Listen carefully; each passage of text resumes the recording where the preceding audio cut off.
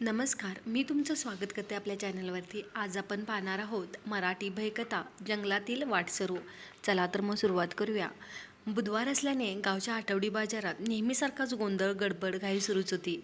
पाहावे तिकडे समोर मांडलेल्या हिरव्यागार पालेभाज्या दिसत होत्या. लाल लाल टोमॅटो, काळी पांढरी वांगी, शेवगा, पालक, मेथी यांचा ढीगच्या ढीग दिसत होता. लोक कधी नुसतंच पाहत पुढे सरकत होती, तर कुणी भाव विचारून भावकात निघून जात होती. पाहावं तिकडे आपलं साहित्य विकण्यासाठी लोकांना साथ घालणारे विक्रेते दिसत होते. त्यातच कडेवर लहान मुलाला घेऊन भाजीचा भाव विचारत पुढे जात होती. इकडे भिकाजी मात्र भाजीचा खप हवा तसा होईना म्हणून जरा नाराजच होता. दुपार होता होता शिरपाचे मासळी, बोंबील, बांगडा संपत आले, तरी गणपतची आंबा फणसाची रास देखील कमी झालेली. राहिले ते हनुमानी भिकाजी यांच्या भाज्या मात्र अजूनही फारशा खपत नव्हत्या. जो तो भाव विचारून नाक मुडत निघून जाई. बाजार भोगाव नावच्या नावावरूनच समजत की आजूबाजूच्या प्रत्येक गावातील लोकांच्या आर्थिक उलाढालीचं केंद्र असावं, आणि होतंच. कोल्हापूर शहराच्या पश्चिमेस साधारण 35 किलोमीटर अंतरावर उंच डोंगर, दाट जंगल आणि वनराई नटलेलं गाव. आजूबाजूच्या अनेक गावातील लोक आपल्या संसारोपयोगी वस्तू खरेदी करण्यासाठी या ठिकाणी येत होते. त्यातच भिकाजी, हनुमा, शिरपा आणि गणपत ही एकाच गावची चौघडी माणसं होती. आपलं साहित्य विक्रीसाठी या ठिकाणी येऊन दिवसभर झालेल्या मिळकतीतून आपला संसार चालवत होती.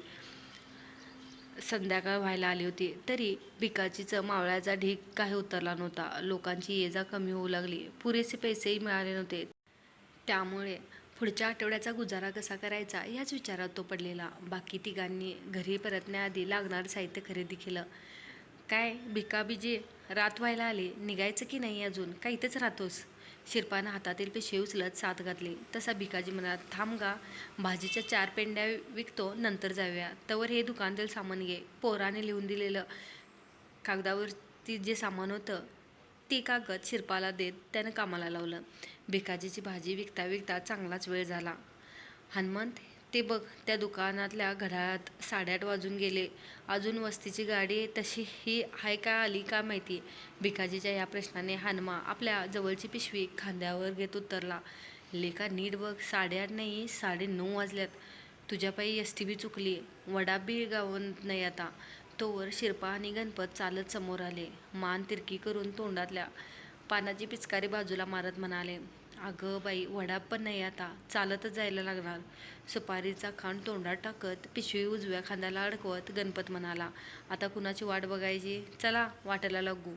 असं म्हणत ते दिवस झालेले. दिवसभर विक्री करताना घडलेल्या मजेशीर गप्पा, चौघांचा पायी प्रवास सुरू झाला. त्याच गाव या ठिकाणाहून 8 ते 9 किलोमीटर होतं, पण गावच्या त्या रांगड्या गड्यांना त्याची सवय होती. उन्हाळ्याचे दिवस. आभाळ चांदण्यात न्हाऊन निघालं होतं. चंद्राची कोर आकाशात बरीच वर आलेली. पौर्णिमा 2-4 दिवसावर असेल अन नितळ चांदणं पडलेलं. गावाचा तो मुख्य रस्ता धरला तर पोचायला बराच वेळ लागेल. त्यामुळे त्यांनी डोंगरातून निघणारा दुसरा कच्चा रस्ता पकडला. एक जड लांब काठी आणि ही बाजाराच्या पिशव्या घेऊन त्या चिंचोळ्या पायवाटेवर पसरलेला पाला पाचोळा पायाखाली तुडवत कोल्हापुरी चप्पल कर कर असा आवाज करत निघाले. चोहोबाजूंनी घुमत होता. चौघांच्या गप्पा ऐन रंगात आल्या होत्या. त्यातच भिकाजीचा मजेशीर स्वभाव असल्याने एक विनोदी किस्सा सांगितला. तसे तिघेही पोट धरून हसू लागले. चालत चालत ते बरेच दूर आले. भिकाजीला काहीतरी वेगळेच जाणवले. तसं हसत असणाऱ्या आपल्या मित्रांना गप्प राहण्यास सांगितले. सर्वच एकदम शांत झाले. शिरपा आणि हनुमा दोघे भिकाजीकडे पाहत हाताने खुणवत होते. काय रे, काय झालं, कसला विचार करायलास? तोवर त्याने आपल्या कानाला हात लावला आणि कसलाचा आवाज ऐकण्याचा इशारा केला. तिघांच्या गंभीर चेहऱ्याकडे पाहत गणपत मात्र भीतीने अर्धा झाला. आता चौघे श्वास रोखून ऐकू लागले. आजूबाजूच्या दाट झाडीतून रातकिड्यांची किर्र किर्र आणि घुम घुम असा घोंघावणारा वारा इतकाच येत होता. तिघेही गंभीरपणे भिकाजीकडे पाहून आजूबाजूच्या परिसराकडे पाहू लागले. भिकाजीनं त्या समोरच्या चिंचोळ्या पायवाटेकडे पाहिलं. कोणीतरी आपल्या संग चालत आहे असलं वाटत होतं. भिकाजीच्या त्या वाक्याने तिघेही थोडे घाबरलेच. घड्या जंगली जनावरं असतील, चल लवकर लवकर, पाय उचला नाही तर काहीतरी विपरीतच होऊन बसायचं. तसे चौघं झपाझप पावले टाकत निघाले. दोन्ही बाजूला झाडांच्या आकृत्या वाऱ्याच्या मंद झोक्याबरोबर हालत होते. शुभ्र चांदण्यात उजळून निघालेली ती वेडीवाकडी पायवाटेने एक गूढ रस्त्याकडे घेऊन जात असल्यासारखं वाटत होतं. "ए शिरपा, रस्ता चुकलास काय बघ जरा. किती वेळ झाला, अजून एक पण गाव दिसत नाही आणि खूप भूक पण लागली जोराची." चालून चालून सर्वच थकले होते. बाजूच्या एका दगडावर शिरपानं हातातील पिशवी खाली ठेवली तसे गणपत आणि हनुमा त्याच्याजवळ जाऊन बसले. भिकाजी मात्र तसाच त्या वाटेवर उभा राहून आजूबाजूला पाहू लागला. त्याला दूरवर निघणारी एक धुराची पांढरट रेषा आकाशात वर सरकताना दिसली. "गड्यानो, गाव तरी जवळ आल्यासारखं वाटतंय," म्हणतच तरातरा चलत थोडा वर गेला आणि आपल्या मित्रांना वर येण्यासाठी साथ घातली. तिघेही डोंगरमाथ्यावर पोचले तसे भिकाजी पाहत असलेल्या ठिकाणी पाहू लागले. डोंगराच्या माथ्यावर अगदी तुरळक झाडे होती आणि तिथेच साधारण 50 ते 60 पावलांच्या अंतरावर एक छोटीशी झोपडी होती. त्या झोपडीमधूनच लुकलुकणाऱ्या दिव्याचा किंचितसा प्रकाश बाजूच्या खिडकीतून दिसत होता. झोपडीवर असलेल्या छोट्या धुराटीमधून निघत असलेली धुराची पांढरट रेषा मोकळ्या आकाशात उंच पसरत वेगवेगळ्या आकृत्या तयार करत होती. भुकेने व्याकुळ झालेले चौघेही त्या झोपडीच्या दिशेने चालू लागले. पायाखाली सुकलेला पालापाचोळा तुडवत चौघेही झोपडीजवळ पोचले. तिघे बाहेर छोट्याशा अंगणात थांबले तर भिकाजी पुढे झाला. हातातल्या बटव्यातून सुपारीचा एक खांड तोंडात टाकून चघळत मान किंचितशी उंच केली आणि कडव बाजूला साजरत हाक दिली, "कोण आहे का घरात?" सर्वत्र नीरव शांतता पसरली. प्रत्येक जण आतून काहीतरी प्रतिसाद देतो का या श्वास रोखून पाहत होते, ऐकत होते. आणखी 3-4 हाका दिल्या तशी एक काहीतरी हालचाल जाणवली. खळखळणाऱ्या बांगड्यांचा "ए, कोण आहे?" इतके मोजके शब्द आतून कानावर पडले. तसा सर्वांना धीर आला. आवाजावरून वयस्कर स्त्री असावी असे वाटत होते. तिच्या प्रश्नाला भिकाजीने लगेच उत्तर दिले तसे हलकेच तिने कवाड बाजूला केले. तशी एक अतिशय वयस्कर वृद्ध स्त्री समोर उभी राहती. किंचित पांढरे केस, अंगावर मळकटलेले नऊवारी लुगडं, पांढरी सुरतकलेली त्वचा जी हाडांना पूर्णपणे चिकटलेली. बाहेर पाहत ती म्हातारी बोलू लागली. डोळ्यांच्या खोलवर गेलेल्या खुबनीतून लिकलिकत्या नजरेनं म्हणाली, "तुम्ही चोर डाकू असाल तर माझ्या घरात तुम्हाला काय पण गावणार नाही. आम्ही चोर नाही का आज्जे? वस्तीची गाडी चुकली म्हणून चालत गावाला निघालो आहे. हे घे, चुलीवर एवढे तांदूळ शिजवून आम्हाला खायला दे, म्हणजे अंगात थोडीशी ताकद येईल. अजून खूप लांब जायचं आहे आम्हाला." त्या म्हातारीने तांदूळ घेतले आणि चौघांना पायाला पाणी देऊन झोपडीत परतली. चौघेही बाहेरच्या अंगणात विश्रांतीसाठी आडवे झाले आणि भिकाजी आणि शिरपा गप्पा मारण्यात गुंग होते. तर एव्हाना हनुमाचा डोळा लागलेला, पण गणपतच्या पोटात मात्र भुकेने गोळा उठत होता. बराच वेळ झाला पण आजी बाहेर आली नव्हती. न राहून गणपत उठला आणि भात शिजला का ते पाहण्यासाठी निघाला. त्यानं कवडच्या फटीतून आत पाहिलं तर जुने पुराणे कपडे दोरीवर लटकवले होते. कोपऱ्यात एक जीर्ण आणि ठिकठिकाणी छिद्र पडलेली लाकडी पेटी होती. त्या छिद्रातून उंदीर बिनधडक ये जा करत होते. अंगणेत बसलेला शिरपा लांबून गणपतला असं आत डोकावून पाहताना नाळत होता, पण काही न बोलता तो गणपतच्या हालचालीवर नजर ठेवत होता. अचानक आत पाहता पाहता गणपत खाली कोसळला. टाचा घासत रांगत तो मागे मागे सरकण्याची केविलवाणी धडपड करू लागला. तसा भिकाजी धावत त्याच्याजवळ गेला. गणपत उठला आणि त्याला उठवण्याचा प्रयत्न करू लागला, पण त्याला जागेवरून उठता येत नव्हते. डोळ्यात जबर भीती दाटलेली तर दातकिळीच बसल्यामुळे तोंडातून शब्द फुटत नव्हते. तो वारंवार त्या कवडाकडे बोट करत मागे मागे सरकत होता. शिरपानं गणपतच्या कमरेवर हात घातले आणि उभा केला. अंगणात नेलं पण अजून त्याची वाचा आली नव्हती. भिकाजी हळूच त्या कवडापाशी गेला आणि आत डोकावून पाहिलं तर त्याच्या चेहऱ्यावरचा रंगच उडाला. क्षणात त्याचा घसा कोरडा पडला. अंग घामानं भिजलं आणि काळी छाती फाडून बाहेर पडतं की काय असं धडधडू लागलं. त्याची नजर आता एका ठिकाणी स्थिरावली होती. चुलीवर एक काळ्या मळकट भांड्यामध्ये भात रट आवाज करत शिजत होता. ती म्हातारी चुली शेजारीच बसलेली. काळे पांढरे मोकळे सोडलेले केस, चुलीच्या मागे ठेवलेला दिवा तिने डाव्या हाताने उचलून उकळत्या भातात पाहिला. तिनं आपला उजवा हात त्या उकळत्या भांड्यात घातला आणि त्या गरम पोळणाऱ्या भाताचा एक मुटका तोंडात टाकला. भिकाजीचे डोळे विस्फारून ते दृश्य पाहत होते. चुलीतील जाळ वाढवण्यासाठी तिने आपले पाय त्या चुलीत टाकले. खाली तिचे पाय पेटत होते तर वर त्या भांड्यात भात उकळून लागला आणि भांड्यात हात घालून ती खाऊ लागली. हे अमानवीय दृश्य पाहून कोणाच्याही काळजाचा थरकाप उडाला असता. आधीच थोडा भितरा गणपती या दृश्यानं पुरता हादरून गेला होता. शिरपानं त्याच्या तोंडावर पाणी मारलं तशी त्याची वाचा आली. डोळ्यात चेहऱ्यावर दाटलेल्या भीतीने दहशतीला मोकळं करण्यासाठी त्यानं जोराची आरोळी ठोकण्यासाठी तोंड उघडलं, पण भिकाजीनं त्याचं तोंड दोन्ही हाताने दाबून धरलं. भिकानं त्याचं तोंड का दाबून धरलंय आणि गणपा हा काय झालंय, एवढा का घाबरलाय? शिरपाच्या या प्रश्नाला भिकाजीनं दबक्या आवाज उत्तर दिलं, सांगतो, पण आधी इथून निघायचं. शिरपा, त्या पिशव्या घे, मी गणपाला सावरतो. या वाट्यानं सरळ निघायचं आणि एक मागे पाहायचं नाही. त्या हानम्याला उठव. गणपतला घेऊन भिकाजी झपाझप पावले टाकत निघाला, तर पिशव्या खांद्यावर घालत शिरपा दबक्या आवाजात हानमाला उठवू लागला. ए हानमो, अरे लेका उठ की. डोळे चोळत हानम्याला जाग आली. काय रे, भात शिजला होय? होय, आणि संपला पण. चल लवकर इथून. इथे विपरीत घडायच्या आत लवकर चल. क्षणाचाही विलंब न लावता चौघे समोरच्या वाटेने जंगलात जीवाच्या आकांताने धावत सुटले. तशी ती झोपडी मागे मागे पडू लागली. काट्याकुट्यातून वाट काढत भिकाजी सर्वात पुढे होता. गणपत आणि हनुमा ही घाबरट मंडळी मध्ये होती. शिरपा सर्वात मागे होता.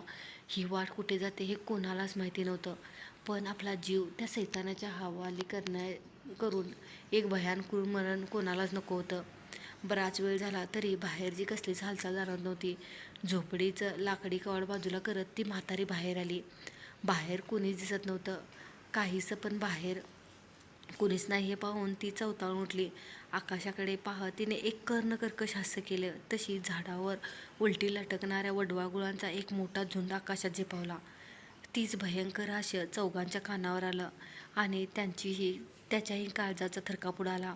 इकडे धावताना वाटेतील वाळलेला पालापाचोळा पायाखाली येईल तसा त्यांच्या सळसणारा आवाज काळजात दाटलेली भीती आणखीनच वाढवत होता. त्यातच रात्रीच्या त्या भीषण वातावरणात घुंग घुंग सुटलेला वारा जणू एखाद्याच्या अमानवीय शक्तीच्या अधीन झाल्यासारखा वाटत होता. त्या चौघावर नजर ठेवत होता. कोणीतरी त्यांच्या मागे येत आहे, अगदी जवळ आले आहे.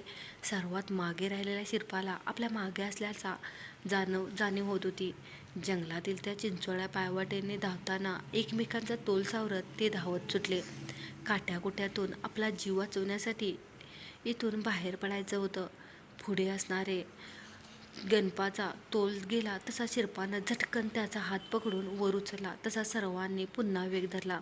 इतक्यात सर्वात मागे शिरपा वाटेत पाय घसरून पडला. उतारावरून तसाच गडगडत तो खाली आला. तशी बाजूच्या झाडावर बसलेली एक घुबड पंखांची फडफड करत आकाशात झेपावले.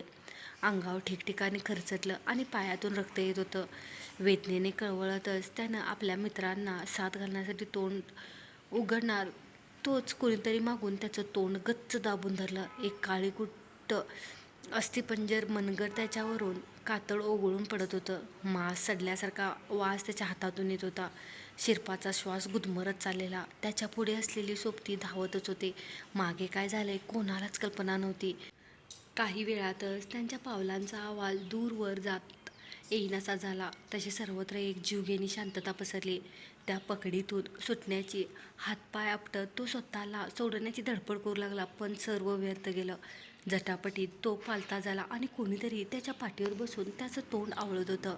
अंगातील सारी शक्ती एकवटून त्यानं जोराचा हिडसा देत मागे फिरला आणि सुन्न झाला. त्या जागेवर तो एकटाच होता. काही वेळापूर्वी कोणीतरी घट्ट आवळून मागे कोणीच नव्हतं. त्याला आश्चर्य वाटलं आणि त्याहून जास्त भीती जमिनीवर पडलेल्या शिरपानं पायाची हालचाल करताच एक जोराची कळ पायातून उमकट मेंदूपर्यंत पोचली. त्याचा पाय दगडात अडकल्यानं मोठी दुखापत झालेली. स्वतःच्या हातानेच तोंड दाबून धरत कळ सहन करू लागला. तोच त्याला आपल्या आजूबाजूला कोणीतरी आहे याची जाणीव झाली. कोणीतरी होतं जे दिसत नव्हतं, पण ते आपल्यावर नजर रोखून होतं. इकडे शिरपा भीतीने थरथर कापत होता. वाळलेल्या पानामधून होणारी सळसळ त्याच्या दिशेने कोणीतरी येत असल्याचा भास होत होती. शिरपा देवाचा धावा करत होता. या संकटातून सोडवण्यासाठी प्रार्थना करू लागला. सर्व काही शांत झालं. तशी पुन्हा एक जीवघेणी शांतता पसरली.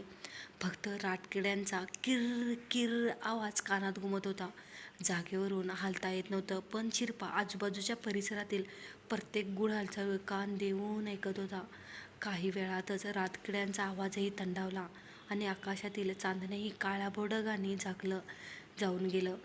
तशी त्यांच्या काळजाची धडधड वाढली. लख्ख काळोखानं आकाश व्यापून टाकलं आणि दूर कुठेतरी कोल्हीकोळी झाली. खाली पडलेला शिरपा बाजूच्या जंगलात आपली नजर रोखून बसलेला. त्याला कळून चुकलं की आता आपण एकटेच नाही. मागून कोणीतरी सावकाश त्याच्या दिशेने सरकत होतं. काळोख असल्यानं काही दिसत नव्हतं, तरी जंगलातील वाळलेल्या पानावरून काहीतरी सरपटत येत आहे. त्याच्या अंगावर सरकन काटा येऊ लागला. अंग घामानं भिजलेलं. मागे वळून बघण्याचं धाडस होत नव्हतं, पण राहूनही त्यानं मागे पाहिलं. त्याची भेदरलेली नजर मागे अचानक एका ठिकाणी स्थिरावली. त्याला एक फिक्कट पांढरी मानवी आकृती दिसली आणि क्षणात पुन्हा नाहीशी झाली. शिरपाला समजून चुकलं की हे काहीतरी विचित्र आहे. आपण स्वतःहून एका शैतानाच्या जबड्यात चालून आलोय आणि इथून जिवंतपणे सुटणं हे शक्य नाही. अमानवीय शक्ती त्याच्यावर नजर रोखूनच असावी, कारण एखाद्याही जंगली प्राणी त्या परिसरात भटकत नव्हता. त्या लख्ख काळोखात त्याला आपली व्याकुळ भेदरलेली नजर फिरवायला सुरुवात केली. तोच मागून ज्या वाटेने तो धावत आला त्या वाटेवरून कोणीतरी वेगाने धावत येत होतं. तसा शिरपाचा धीर सुटत चालला. त्यानं आपले पाय त्या दगडातून सोडण्याची धडपड सुरू केली. डोळ्यातून घळाघळा पाणी येऊ लागलं. वेदना असह्य झाल्या, पण पर्याय नव्हता, कारण कुणीतरी झपाझप पावले टाकत वेगाने धावत येत होतं. वाळलेल्या पाल्यापाचोळ्यातून सळसळ करणारा आवाज काळजाचा थरकाप उडवत होतं. ढग पुढे सरकले तसे चंद्राच्या प्रकाशात तो परिसर उजळून निघाला. शिरपानं देवाचा धावा सुरू केला. देवा सोडव, देवा सोडव. त्याच्या तोंडातून शब्द बाहेर पडत होते, अडकळत होता. पाय सोडवण्याचा प्रयत्न करत होता. त्यानं मागं पाहिलं आणि त्याची बोबडी चोळली. एक 10 फूट उंच माणूस काळाकुट्ट आपल्या भरड्या आवाजात ओरडत किंचाळत त्याच्या दिशेने धावत येत होता. पांढरे विस्पारलेले डोळे शिरपावर रोखून धरले होते, तर जबडा एखाद्या अजगरासारखा पूर्णपणे पसरल्यासारखा. निघणारी हिरव्या रंगाची लाळ छातीवर पसरली होती, तर त्याच्या आत वाळलेले त्याचे सुळे आणखी भीषण वाटत होते. त्याचा डावा हात खांद्यापासून तुटलेला, तर उजव्या हातात रक्तानं माखलेला एक लांब धारदार हत्यार होतं. आपल्या दिशेने झेपावणारे ते अकराळ विकराळ पिशाच पाहून मनातून पुरता घाबरलेला शिरपाची दातखिळीच बसली. बेंबीच्या देठापासून एक आर्त किंकाळी शिरपाच्या तोंडून बाहेर पडली आणि त्या पिशाचाने त्या शिरपाच्या अंगावर झेप टाकली. तसे झाडावर बसलेले घुबड पंखाची फडफड करत त्या जागेवरून गिरट्या घालू लागले. काही क्षणात शिरपाच्या देहाची हालचाल थंडावली आणि त्या पिशाचाने आकाशातील चंद्राकडे पाहत एक जोराची आरोळ ठोकली. तसे पुन्हा चंद्राची कोर काळ्याकुट्ट ढगांनी व्यापली गेली. इकडे गणपत, हनुमा आणि भिकाजी धावत खूप दूर आले होते. सुटकेचा निश्वास टाकत एका ठिकाणी बसले. जमिनीवर आडवा होत हनुमा म्हणाला, सुटलो एकदाचे. तर भिकाजी गंभीर झाला. तो दबक्या आवाजात म्हणाले, अजून आपली सुटका नाही झालेली. सुटका झाली असती तर ती हळद जोरात किंचाळून म्हणाली असती, चुकलास, अजून तिची हद्द संपलेली नाही. एवढे बोलून भिकाजी मागे फिरला आणि घाबरून गेला. शिरपा कुठे आहे? भिकाजीच्या प्रश्नाला कोणीकडेच उत्तर नव्हते. सर्वच घाबरले, कारण त्यांचा एक मित्र त्यांच्यासोबत नव्हता. त्याला शोधायला हवं. हनुमा देखील उठला, पण गणपत तसाच बसून होता. गणप्या, तू नाही येणार? हनुमाच्या प्रश्नाला त्यानं काहीच उत्तर दिलं नाही. ए भित्र्या लेका, चल की, हीच का तुझी दोस्ती? हनुमा थोडा रागातच होता. गणपतच्या चेहऱ्यावरचा रंग मात्र उडाला होता. काळीज जोरजोरात धडधडत होतं, तर भीतीने तोंडातून शब्दच बाहेर पडण्याचे झाले. गणप्या, एक गणप्या, काय झालं? बोल की. भिकाजी त्याला धीर देत विचारू लागला, पण त्याला काहीच बोलता येईना. आपला उजवा हात पुढे करत खुणावत तसे भिकाजी हनुमा पुढे पाहू लागले आणि तिघेही हतबल झाल्यासारखे मटकन खाली बसले. समोर ती झोपडी होती, जिथून सुटण्यासाठी ते धावत होते आणि छतावरती म्हातारी उभी होती. पांढऱ्या केसांनी चेहरा झाकलेला, मान किंचितशी तिरकी करून ती त्यांना रखरखत्या नजरेने पाहत होती. चकव्याने आपल्याला घात केला, एवढे शब्द भिकाच्या तोंडून बाहेर पडले आणि त्यांच्या मागे पाहिलं तर त्या चिंचोळ्या पायवाटेवरून कुणीतरी उभं होतं. 8 ते 10 फूट उंच, डावा हात तुटलेला. बाजूच्या झाडावर बसलेलं घुबड खाली चाललेलं भयान नाट्य मोठ्या डोळ्यांनी पाहत होतं आणि एक आर्त किंकाळी आसमंतात घुमाली. तसे ते घुबड पुन्हा आकाशात झेपावले. जंगलात वाट चुकलेले ते मित्र घरी कधीच परतले नाहीत. आज आपण मराठी भयकथा जंगलातील वाटसरू पाहिलेली आहे. ही कथा तुम्हाला कशी वाटली नक्की सांगा.